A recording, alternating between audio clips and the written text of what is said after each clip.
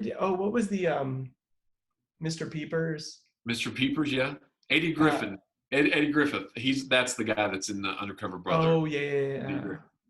Because And then what was the other he's got one? the afro in the movie too. Yeah.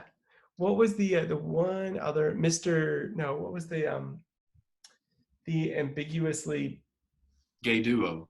straight character? He was a Mango.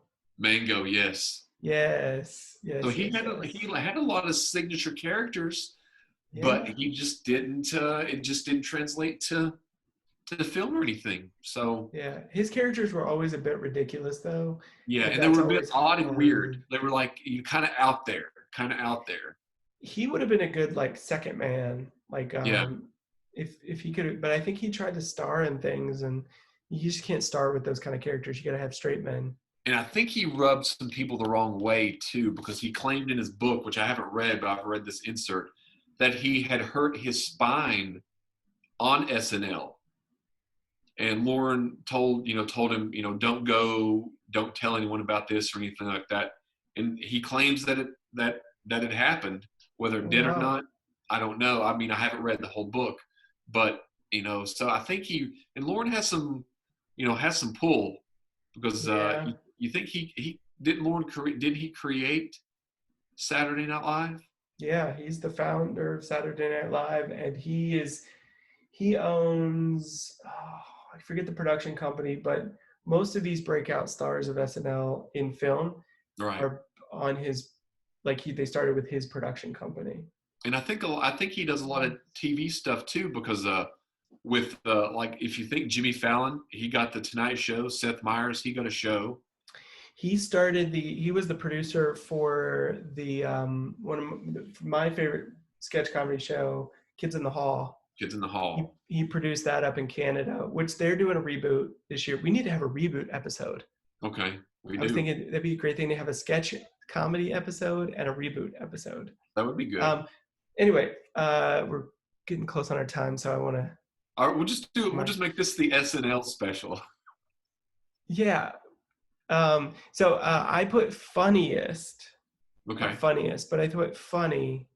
I put Jason Sudeikis, who Okay. was on a while ago, because I think he like in person is kind of a normal guy, but his characters are so good. And then in the current cast, which I really like this current cast a lot, which I didn't think I would, Right.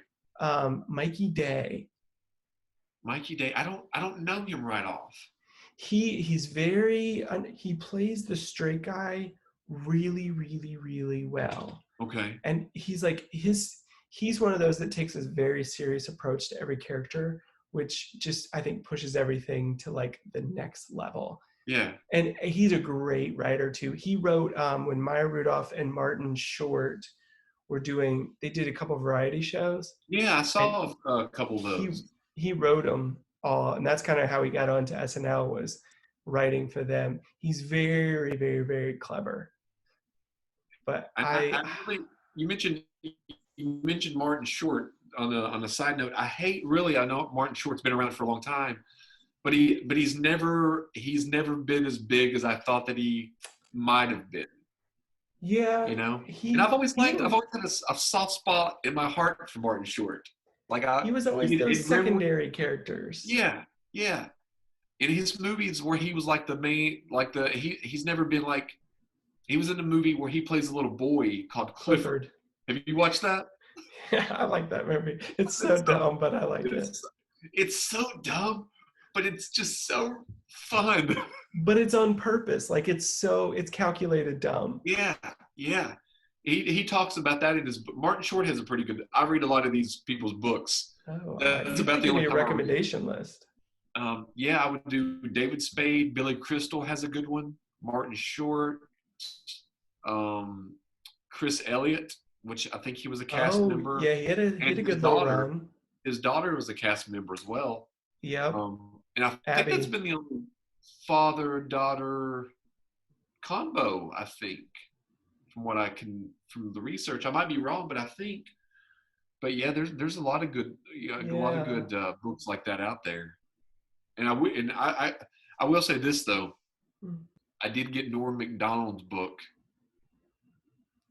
I didn't finish Not it. as bad as everything It else he does. because the book he wrote, you think it's going to be about his life, but it's just a story that he made up. So it's not anything. It's just like he just it's a lie throughout the whole thing.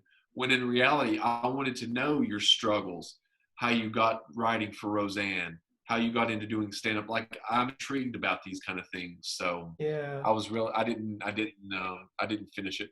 Tom Green's book is really good too. It's a really good book. I've read it a couple of times. It came out back, you know, 15 years ago, I guess. It's called Hollywood Causes Cancer, but Oh. it's a good book. And it was back before, you know, before YouTube. That's what, yeah, Hmm. YouTube wasn't around when the book, so it was like 2004, I think.